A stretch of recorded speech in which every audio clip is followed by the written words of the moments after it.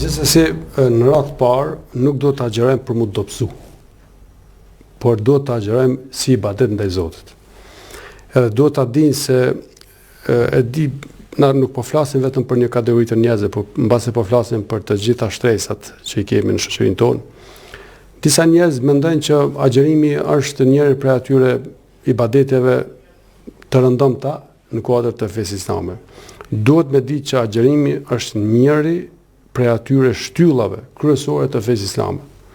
Prej 5 shtyllave, krahas namazit dhe haxhit të tjerëve, është edhe muaji i agjerimit, prandaj është obligim. Pejgamberi alayhis salam, kur ka ardhur muaji Ramazan, u ka thonë shokëve, përmes shokëve të tij, familjeve të tyre e umetin përgjithësi, ju ka ardhur muaji i agjerimit, muaji i Ramazanit, iftaradallahu aleikum siyamehu, e që Allahu e ka bërë obligim me agjeruar.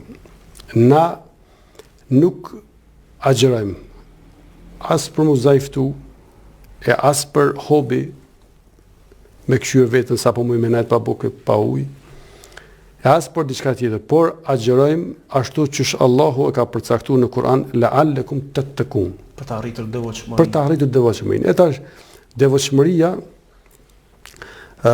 se mbase është si dimenzion, si fjalë që përmban shumë, po kemi të bëjmë me një fisnikrim maksimal të shpirtit. Një kthim të qëndrueshëm stabil të shpirtit ka kriju si gjithësisht ka Zoti. Në momentin që na agjerojmë, e kemi vendos veten në provë e në sprovë, se jemi kthy ka Zoti për ne. Edhe ndjem atë ëmbëlsinë e kthimit ton, e shijojmë çdo moment